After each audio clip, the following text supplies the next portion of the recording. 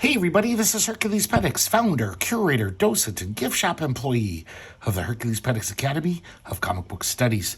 Today we're going to be looking at The Carter Family, Don't Forget This Song, a graphic novel written by Frank M. Young and drawn by David Laskey. This came out in 2012, and it's a kind of a sprawling family saga of the famous musical group, The Carter Family, who actually were a family. And if you don't know the Carter Family, they're almost credited with creating the country music field.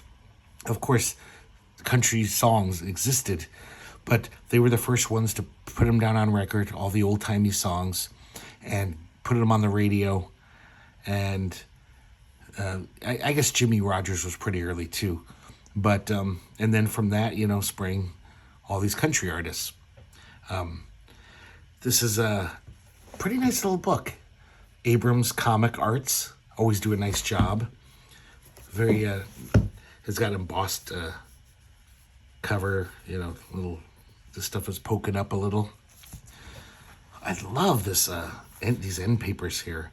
This illustrates the kind of apocryphal story of the Ring of Fire, the same one that Johnny Cash sang about. Now, I read about this years ago. Supposedly, I don't know, I think this is Sarah Carter. She was standing near this tree, a bolt of lightning hit it, and it caught, it ignited the ground into a ring around her of fire. Now, it seems kind of fanciful, but but kind of fascinating story. A lot of people think Ring of Fire is about hemorrhoids, but apparently this is what it's about, this anecdote. My copy's autographed by David Laskey. And I love this, how even before we get to the preface and the indicia and the dedications, he starts with the little prologues. First, this main prologue. It's 1893. We're in rural Virginia, where most of this graphic novel is set. We see little A.P. Carter here, kind of looking like the Yellow Kid. And he's a little tyke. And even as a little kid, he loved music. He's dancing like a dervish to his father playing the violin. The mother doesn't like it. The violin was considered like the devil's instrument. It was considered sinful. But, so now we have the title page. Love this font, this old-timey font. And we see these little updates. So now it's 1898. AP is a little older. I should mention AP is the one, he's basically the mastermind behind the Carter Family. He's helping his dad with the tobacco crop, 1900, singing, hearing his mother sing. 1902, he's almost a young man, and he's singing in the choir. His uncle Fland was a preacher, and he would organize the choir. Already showing a great interest in singing. We have the contents page. And I really love this, the family tree. All books of this nature should have one of these, these sprawling nonfiction books. Because, there's a lot of people to keep straight. We have a preface by Frank M. Young, and these continue. Summer of 1910. Basically, AP promises his mother he'll never play violin, even though he's good at it. He kind of does it in secret every now and then, but... So now we start the graphic novel, Chapter 1, My Clinch Mountain Home. I love these little titles. Every chapter has one. This old-timey lettering, it gives it the effect of almost like a old-timey Sunday comic strip. I see a lot of, Frank King in here, a lot of Harold Gray. It's it's very simple. This art's not going to wow you, but it's I think it's effective for this whole old-timey nature of this tale. So now AP's pretty much a young man. He's got to go off to Indianapolis to work because his father's going to lose the farm. The father can't go off and work because he's got to take care of the farm, but it looks like the bank is going to get their farm for back taxes. So he goes to Indianapolis.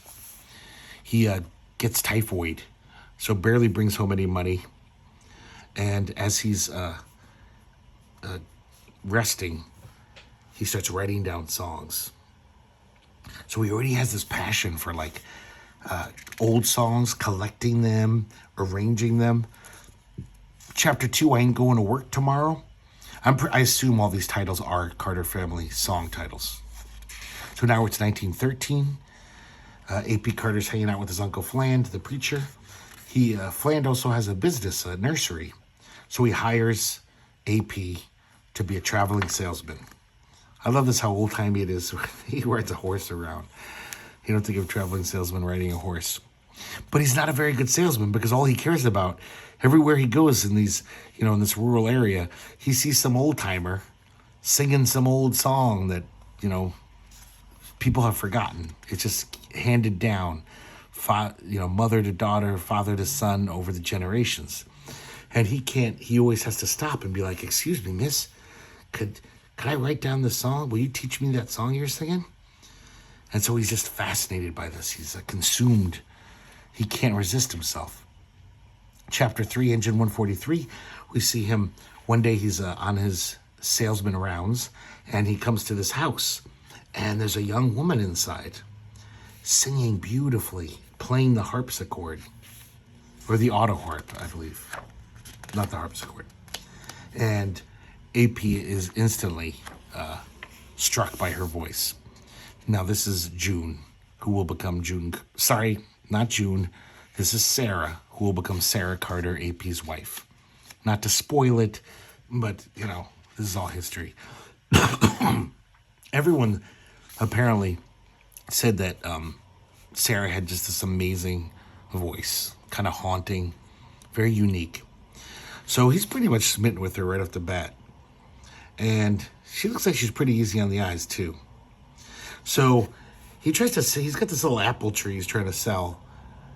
And Sarah says, though, she says, oh, I'm a salesman, too. I'm a sales agent for a furniture place. And AP ends up buying like 8 things from her because he's smitten with her, even though he's supposed to be selling stuff. And he's kind of flirting with her and basically says, I'd like to see you again sometime. So on the way home, the poor apple tree's not doing too good. All the leaves have fallen off. So he decides to plant it halfway on his way home.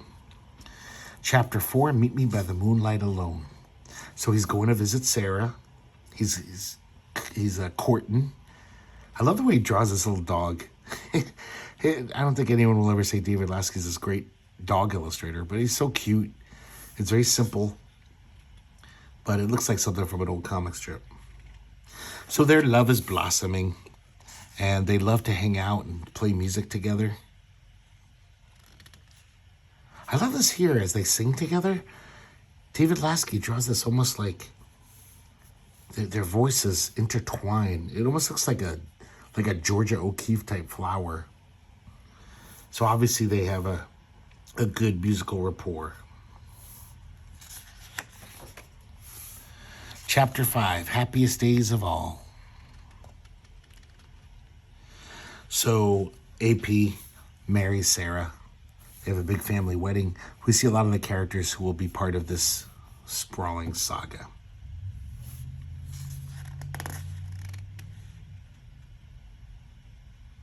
We also meet Ezra, who is, everyone calls him Ek, but that's AP's brother. He doesn't have the musical talent. And there's this little girl at the wedding, and she seems to have a little crush on Ezra, even though Ezra's like a grown man. But she's just like pestering him and whatever. Her name's Maybelle, and we shall see her later. So they go to their little home, their new home, and it looks like they're very happy.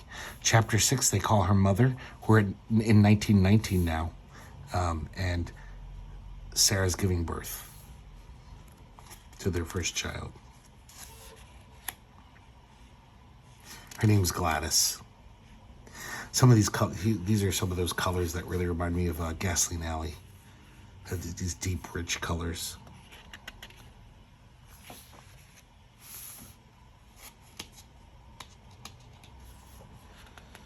So we just follow, like, this is like Gasoline Alley. We just see their life unfold. Nothing too dramatic. Just day to day, week to week, month to month.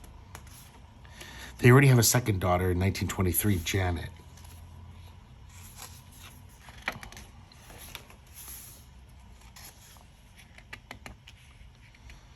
And so one day, Sarah's cousin, Maybelle, comes to visit. Remember that little girl? She's grown up now. And apparently she's an amazing guitarist. She has her own unique style that's in between strumming and plucking. It makes it sound like most people who saw her were like, what are you doing? How do you do that? Like she had some revolutionary way of playing. And I guess they just jam all the time. They just for a good time. They play music. This is before people owned record players. I think this is even before the radio. So they love playing music. And AP says, I bet people would pay to see us perform. I should have saved the thing about Frank King until this. This looks very Gasoline Alley-ish.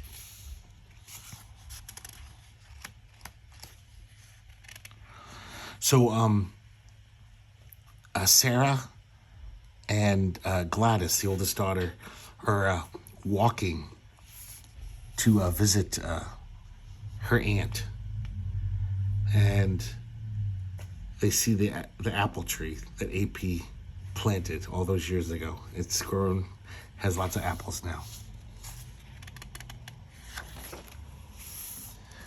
So the aunt takes out her picture book, and we get to see Sarah's mother and father.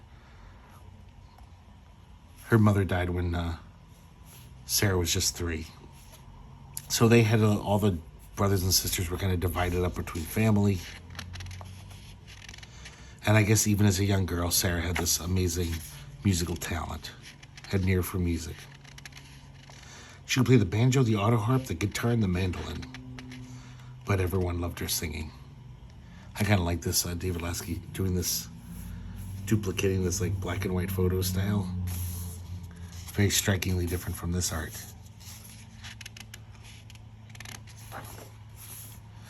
Chapter 10, The Birds Were Singing of You.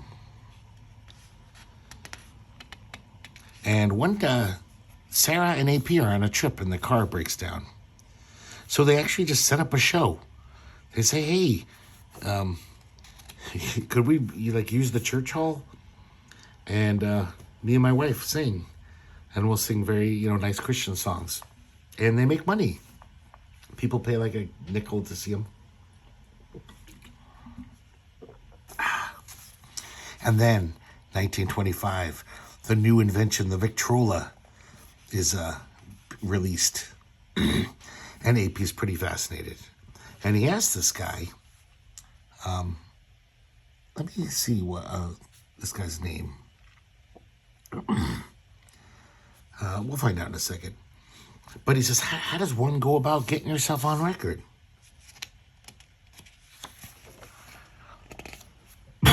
Sorry, guys.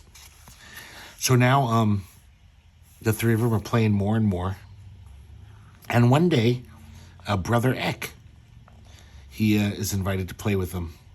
And I'm sorry, I guess he does have some musical talent. He just, not enough to be actually in the Carter family. And he sees little Maybelle all grown up, and he's instantly has a crush on her. And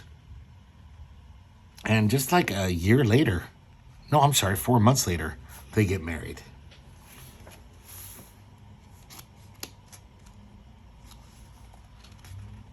Chapter 12, Diamonds in the Rough.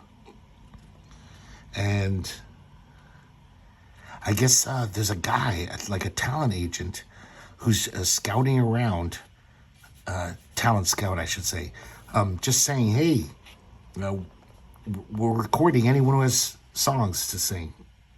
And if we like them, we'll give you $25. So they go to this other town. They have to travel. This is in the first early recordings. There wasn't even microphones then. You just play into this horn. And It doesn't seem like they go over very well. Even though it looks like they're singing beautifully together. It even makes a heart this time.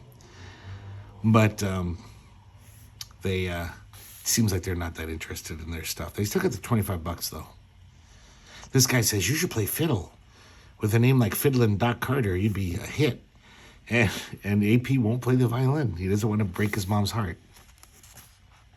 So now we're up to 1927. And that record store owner, his name's Cecil, by the way. And Ezra is visiting him. And he asks about the Carter family record. Well, it was AP and Sarah Carter at the time. And I guess it's never going to come out. They didn't like it. I love this here where we have a little interlude where we're meeting this new character. And they show us an old newspaper showing us an ad for the Victrola. But then using these little comics as if this was a comic strip page, showing us all these characters from the Carter family story.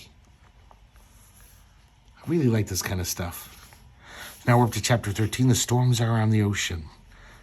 It's still 1927. And AP Carter visits Cecil's record store. And apparently there's another recording session. Sarah's a little skeptical. She's like, yeah, the last one didn't kind of washed out. So he's like, but they're still going to pay money.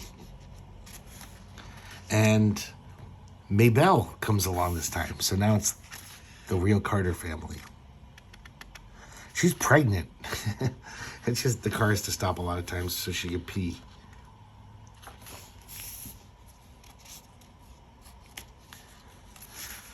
So they go off to record, and this guy, Mr. Peer, is kind of the impresario here. It's he works for Victor Records, which is a big label. And they sing a bunch of songs, and they record them. Peer likes them a lot. And he says, can you come in tomorrow, record some more? So they just crank out all these songs. And, AP's been collecting these songs for years. So he knows a lot.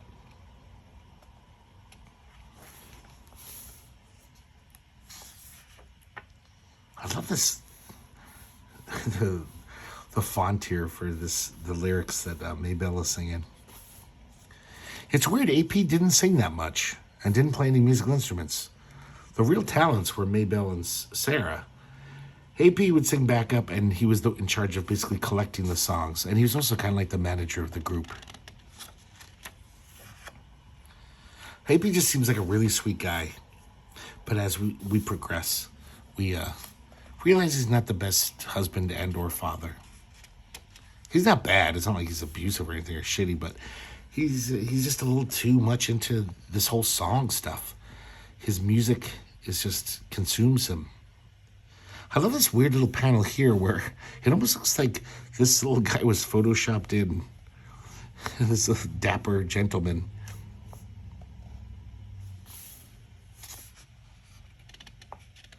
And so after the recording session, they head home. Their car gets stuck in a flooded river. They have to push it out. But everyone's pretty happy with the way it went. And now we see Pierre talking to that guy we saw eating the ice cream cone. It's Jimmy Rogers. So he's also signing up Jimmy Rogers at the time. Chapter 14, Carter's Blues.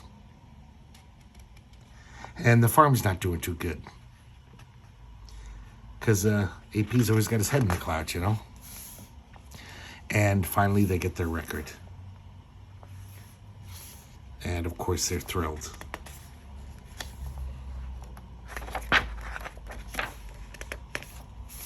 Chapter 15, I'm working on a building.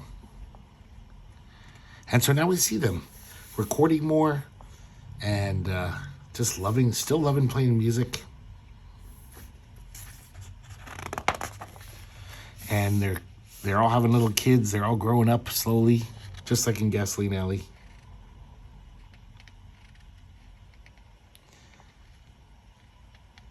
And I guess they're selling well. Pierre's very happy with their sales. And AP still traveling the countryside, talking to all these old timers, learning these songs. He still helps with the church choir.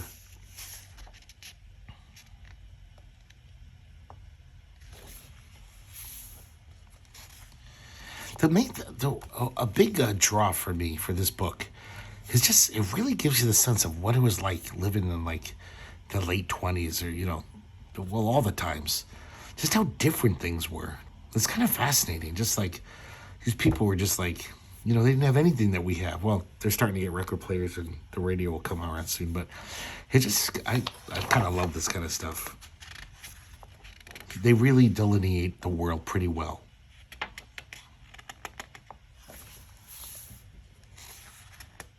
So they get invited to New Jersey to record for Victor Records. They put them up in a fancy hotel.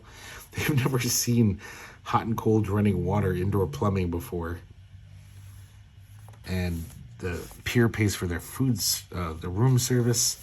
So they're just like, wow, we're rock stars, basically. And they have another successful recording session. I like these little sequences where David Laskey wordlessly illustrates the plots of these songs, these old folk ballads. I kind of wish there was more of this, actually. A lot more. Because I like these little, basically mini stories, So Pierce seems like a pretty nice guy, even though I'm sure the contract is heavily weighted towards him. I'm sure the Carter family deserved more money. But that's how the music business was and still is, probably. So a photographer comes to take pictures of them. Everyone puts on their Sunday best. And the photographer is just like, no. Victor, the record company, wants you to look authentic. People buy your records because you're like authentic, old-timey, rural people. So we see some examples of the photos. They look like a bunch of hayseeds. And they're all kind of bummed. They're like, we kind of look shabby in those pictures. Here's some more of that, just beautiful. And it is interesting. He's even doing Frank King storytelling things where people are moving through the space, using the panels as little blocks of time. See, the background's all the same thing here. So AP is walking around with, I believe this is Janet? Yeah, the second daughter.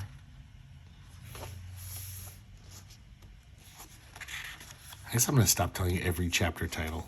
You can probably see it. I don't know why I was doing that. So they're doing better and better.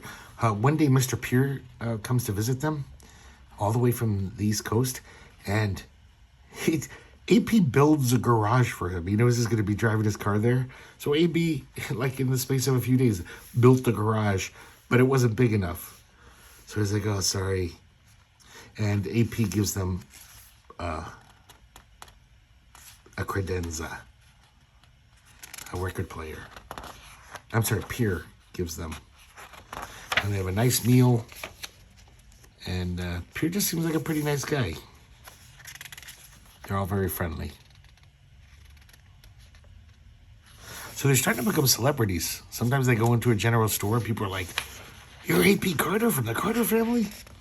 And their shows get bigger and bigger. And these shows just seem so nice. Where, they're all basically like sweet people.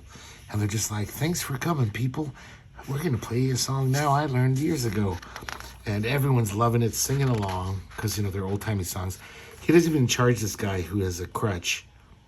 He's like, please, let me do something for you. The guy's like, I have money. So he's just this really nice man. But unfortunately for his marriage, it just wasn't, he was too obsessed with his music.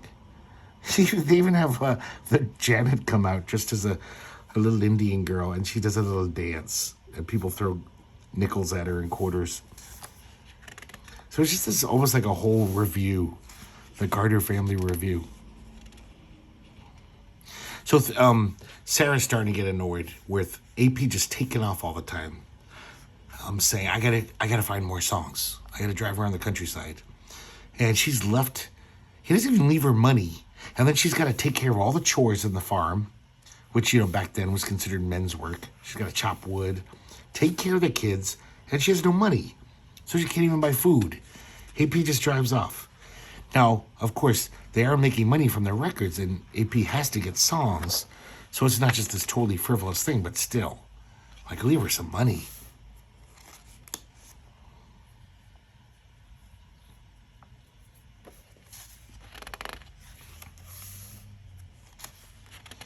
And we can see, just by the way he draws Sarah, like, Sarah's just getting more and more weary. And we also see that sometimes he's a little too strict with the kids. Here he is, he's going to start whipping one of them, and Sarah has to stop him.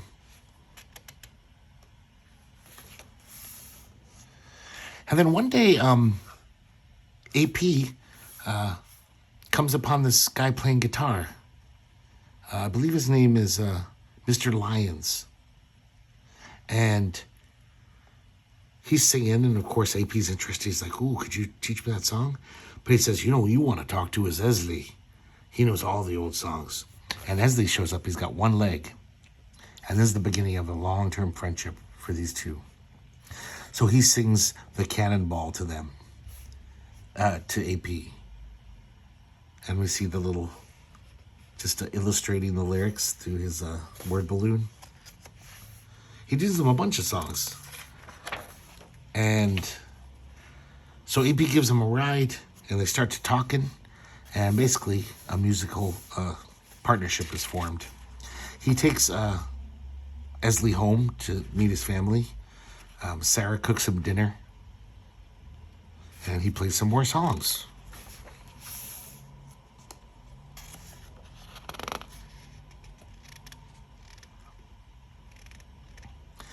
They go on a little journey together. He takes Esley along on one of his song collecting safaris, and he sees that, like, some restaurants aren't going to let black people in.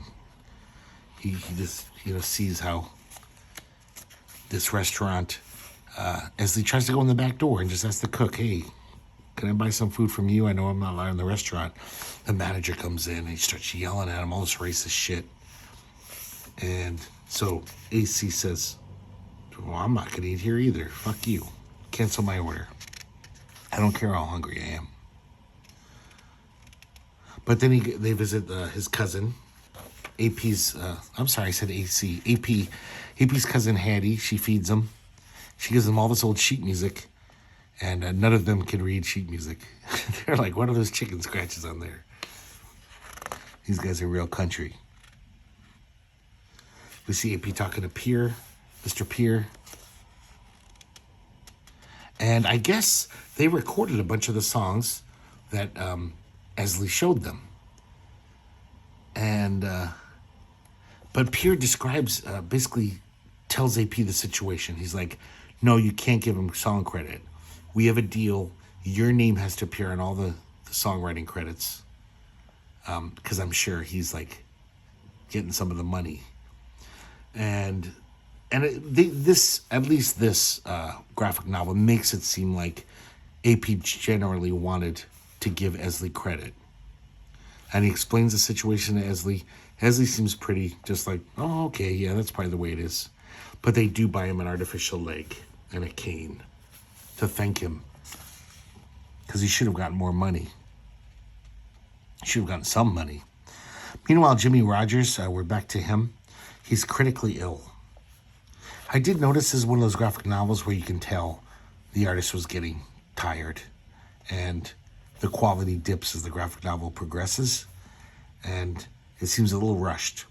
And there is a note somewhere in one of the editorial type things where they thank other artists for helping ink, last minute inking assists and stuff like that.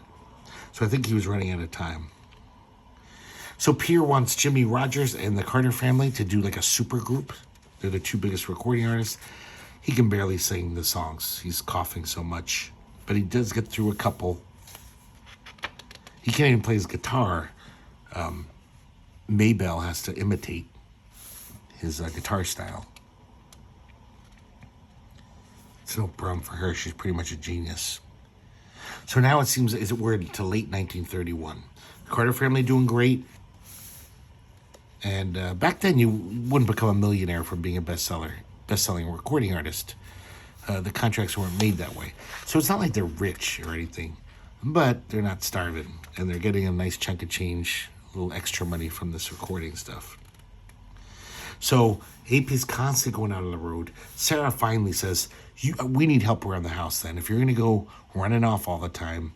So he hires this local dude to basically just be a helper.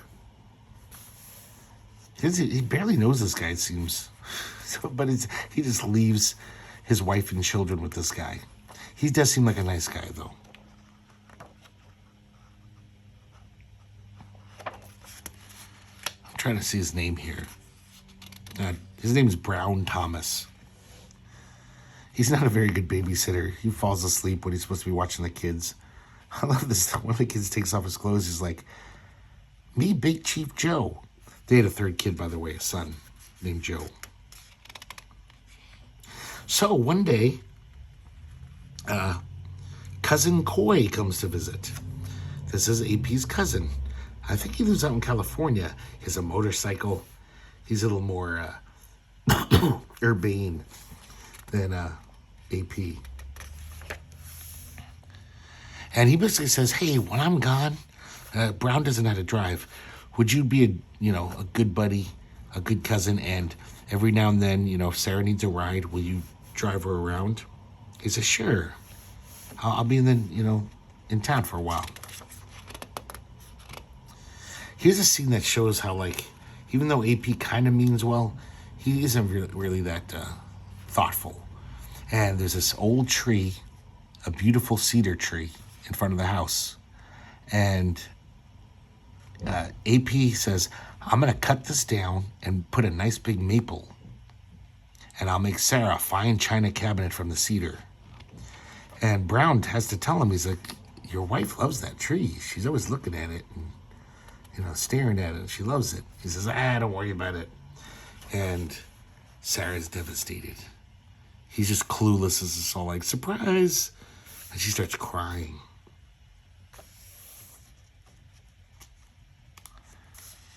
The kids are sick. Sarah's trying to get help. He doesn't even care. He's just going through his songs, yelling at the kids.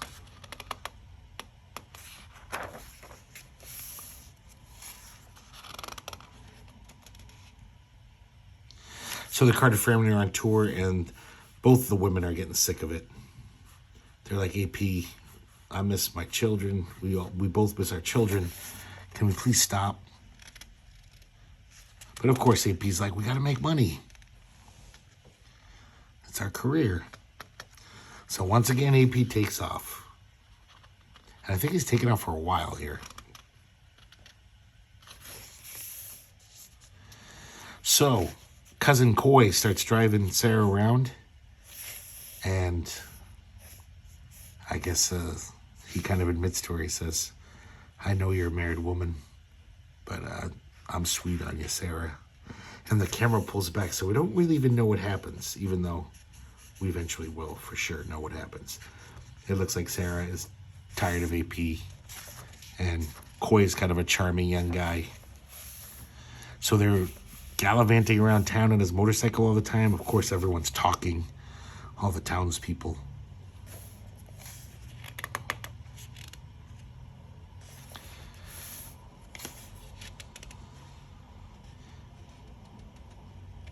And when AP comes back to town,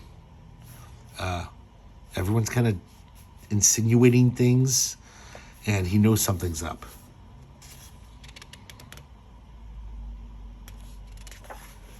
But he's not sure. We realize that there's a huge gulf in between the two of them.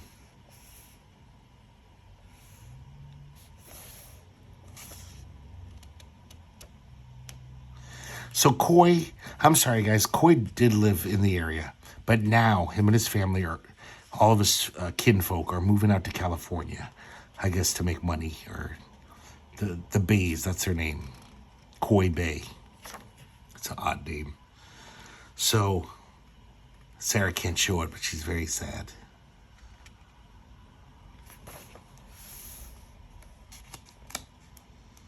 And it just seems like their marriage is pretty much done.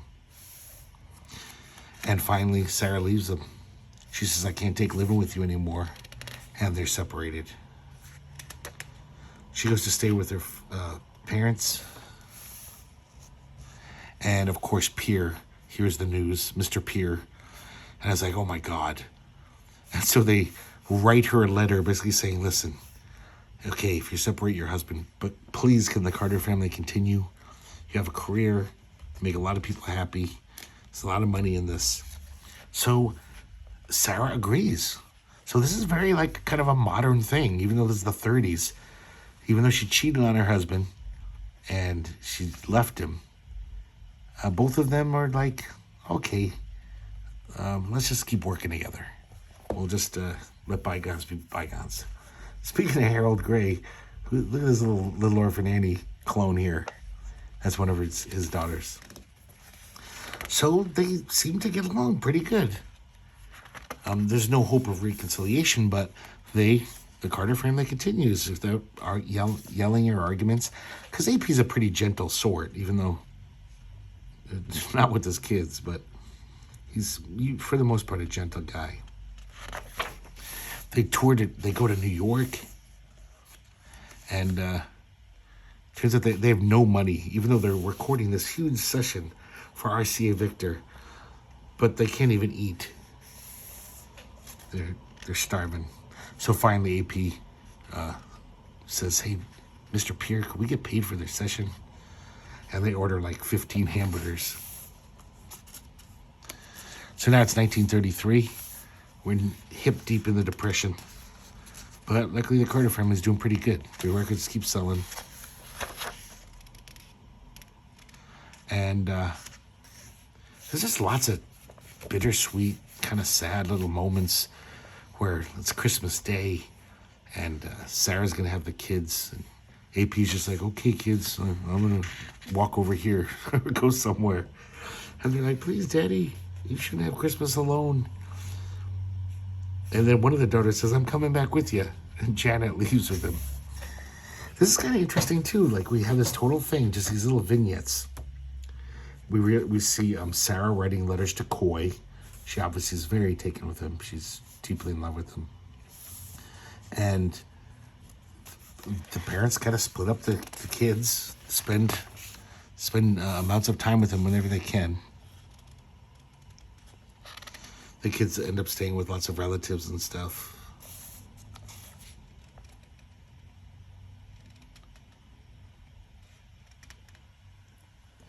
So these are almost just like little mini gags.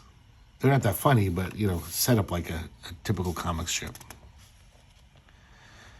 This one's kind of telling, though. We see Esley, and one of the songs he taught AP. All of a sudden, he's walking down the street, and he hears it coming out of a Victrola. And he says, they've done it again. I'm always the last to know. They didn't even tell him that they were recording one of his songs. Let alone, he's not going to get credit. I think he didn't even get paid. But they don't even tell him. So even though he's a pretty gentle guy too, so he doesn't make a fuss, but he's like, once again, I'm a black man in America getting screwed. But I think he generally likes AP, and AP likes him too, and whatever. So Pierre quits Victor Records, and he takes the Carter family with him. AP feels very loyal to him. I guess they all do, because he gave them their career. And he sets them to record a lot of songs. Books a lot of sessions for him. Here's a weird little scene. Janet's big day. So Janet, she wants to buy an auto harp like her mom. And AP says, I'm going over to the big town today. Give me the money. I'll get it for you. And when he comes back, he buys all these little baby chicks. And it's her money that she saved up from chores and stuff. And he says, these chicks will be a better buy. They'll make us money. You'll have an auto harp someday. And she's just crying. So he's just kind of I don't know, like what they'd call him today. Like he's kind of really clueless about other people's emotions.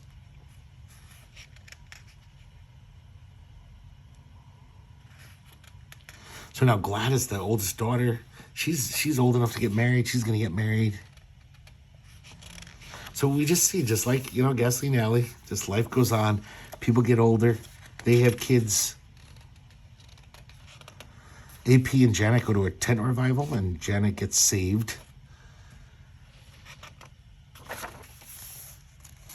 They dunk her head in the lake. Now they're visiting Eck. Eck seems to have a way with the mechanics. He's like built his own turbine. And he's got all these fancy new appliances, like a dishwasher, the first dishwashers that were ever made.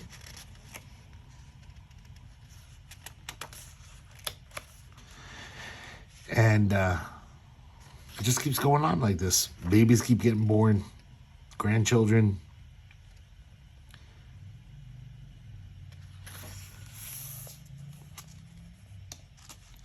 Sarah keeps writing Coy.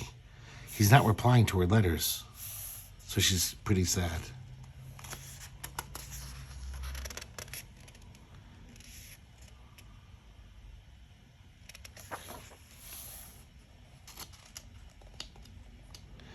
So then they get this amazing offer. So back in the days when there was those Mexican radio stations, they were American-owned radio stations, but right across the border, so they didn't have to follow the FCC rules. And they would blast their signal so much power that you could hear them in Canada. So a lot of, I think I read about this guy or heard a podcast about him, Dr. Brinkley.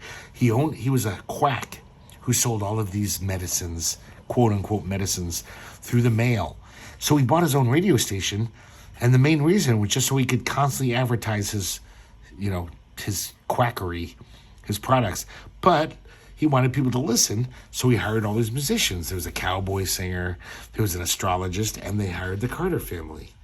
So they had to, half the year now, they're living down in Texas, right on the border, and then, just crossing the border every day to record. This guy's quite an eccentric. He has a monkey on his shoulder when they meet him. Huge mansion. I mean, this is obviously the kind of money you could only get from being a quack, from being a charlatan, So they basically had to leave their kids behind.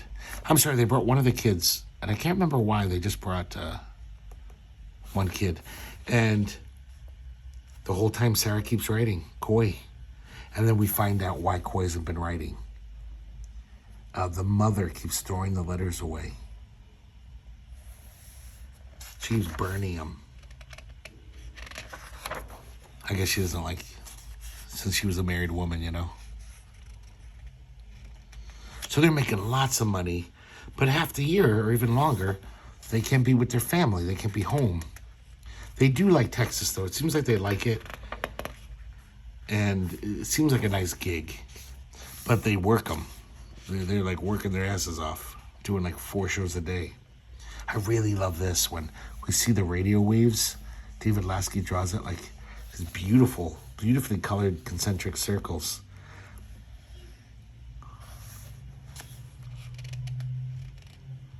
So one night, which is pretty harsh, Sarah says into the microphone, she says, I'd like to dedicate the next number to Coy Bays out in California. I hope you're listening. And that's why we see those radio waves, and Coy is listening.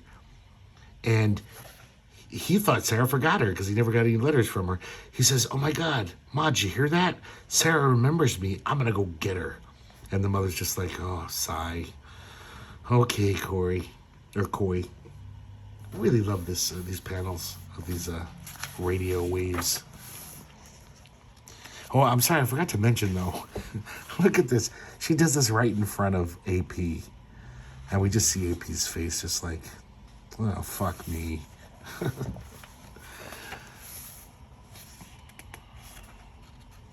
So I guess Coy comes to town. I think they're in San Antonio, maybe.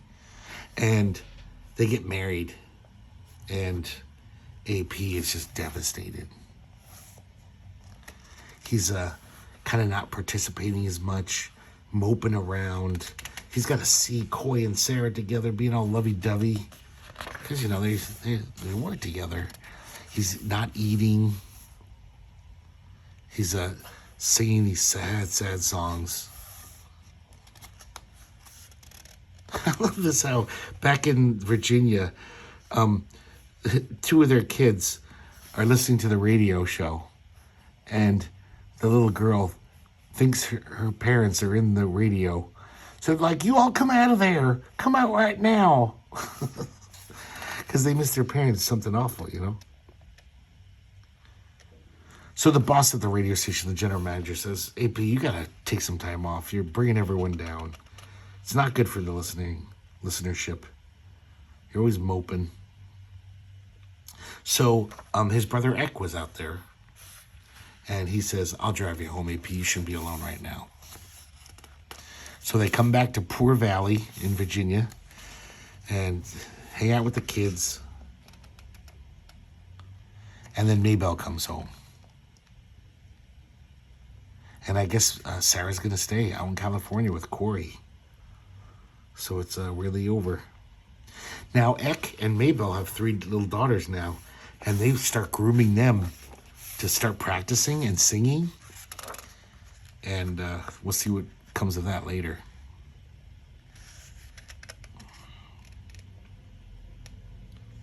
He wants the kids to come out to Texas next time.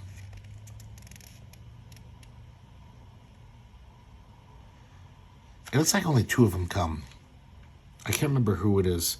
Maybe it's Janet and Joe.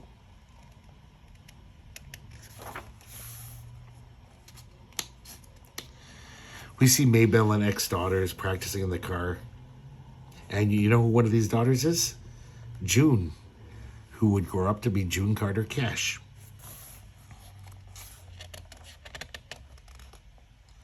I love this. This is kind of fascinating. I want to read more about this.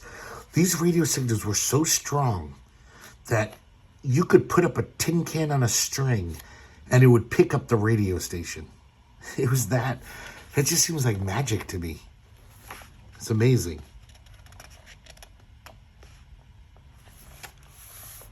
So the kids seem to like Texas. They're enrolled in school. Except, I'm sorry, one of them doesn't. It's Janet doesn't. They make fun of her at school for her hick accent. And she's not happy. But the other kids seem pretty happy out there. Coy says, I'm going to come to San Antonio and stay with you. We can set up house.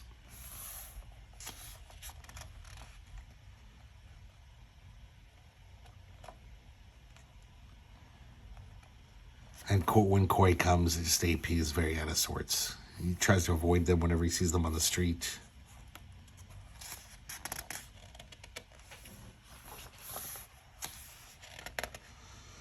And they're still successful as hell. And now they have the Carter sisters, the 3 daughters of Maybelle and Eck.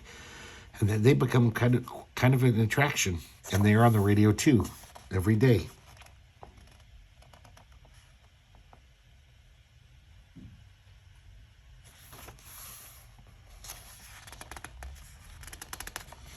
And so now we just see more and more. The years keep passing. And now Janet's going to get married. AP goes to visit Esley. Esley's a preacher now. He got married, settled down, and he's a preacher. No more being an itinerant bluesman.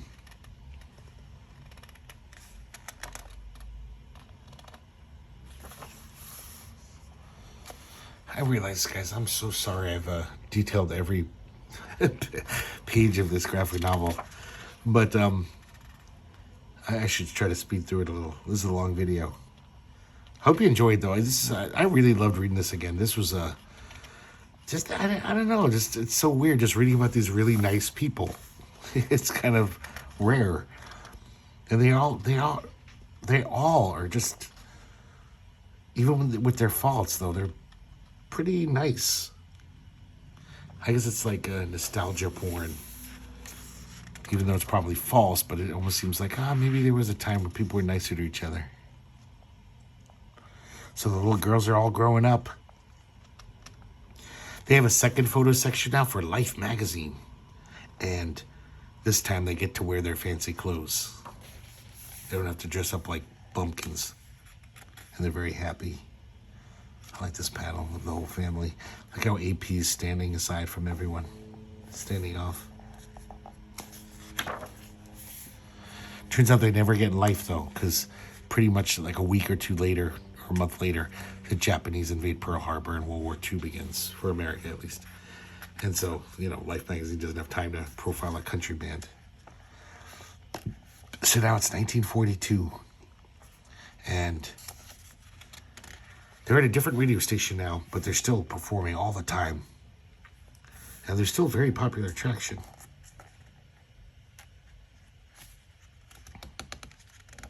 They're all pretty burnt out, though. AP even says, this is harder work than farming. Sarah wants to go back to California to be with Coy. Everyone wants to go home, basically.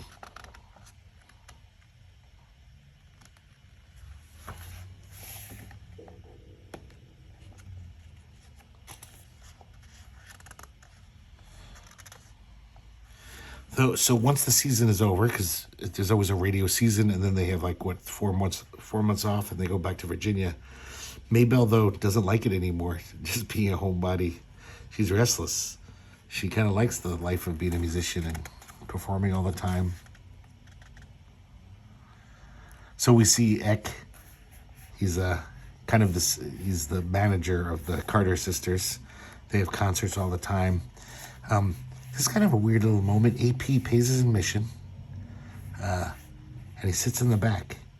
He doesn't tell anyone he's there. And the Carter sisters, they say, hey, isn't that Uncle Pleasant? Isn't that Uncle AP? And he walks away. He leaves in the middle of the show. I love the colors here. It's just like late at night. And he goes to visit that apple tree that he planted so long ago. I guess there's a whole orchard now. The seeds have sprouted and other trees. And he says, got a whole orchard growing there. You left your mark on the world. Hope I was able to do the same. And as he walks away, he sings My Clinch Mountain Home to himself. And we just see this sad picture of AP wandering around at night singing. At least he still has his music. But as far as I know, I think AP never remarried or anything. He just died sad and alone. But maybe there's more to the story. That ending really got me, man. I was just like, got a little mushy in my brain there. So here's the bibliography. And apparently Frank Young spent 8 years, maybe 10 years. He interviewed a lot of people. The son of Ralph Peer, Mr. Peer. He actually did his own research and then went to all these archives. It's pretty amazing looking at this list. He found these old interviews from the 50s, the 60s, the 70s, where people had interviewed surviving members of the Carter family. And we have acknowledgments by David Laskey. And let me see if I can see real quick. I think he thanks the person who helped him draw this. Okay, if I can't find it quick enough, so I'm not going to waste your time. And also, Frank Young does an afterward / acknowledgments. And then I love this. They have a little epilogue. Spring 1967, June and Johnny. And we see Johnny Cash and June Carter Cash. And she's showing Johnny the apple tree. She says, this is the tree my uncle planted. And they're singing a song next to the tree. And Johnny says, I sure wish I got to meet AP. What was he like? And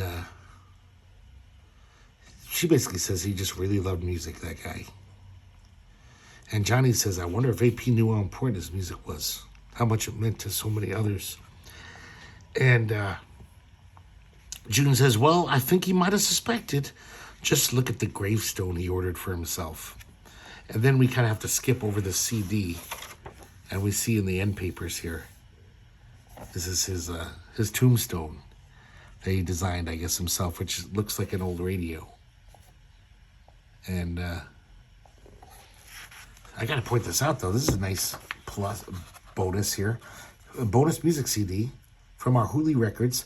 And these are some rare Carter family recordings from their stint on the radio. And I don't know, I guess we got 11 songs. Give you all the credits and stuff. That's kind of cool. There you go, guys. The Carter Family. Don't forget this song by Frank M. Young and David Laskey. This is going to blow you away. This is just kind of a gentle, sweet story about this musical family. And but I just, something about this I just really liked reading this again. And I love David Laskey's art is just so simple. But it's just, I don't know, it's like slipping under a nice comforter on a cold winter night. I gotta stop with these bad analogies. It's like a warm cup of cocoa during a blizzard. Sorry, I'm gonna really stop. But I liked it, and I'm not gonna say like, oh, you gotta get this, you're gonna love it. But yeah, I think some people out there might like it a lot, and just as I do.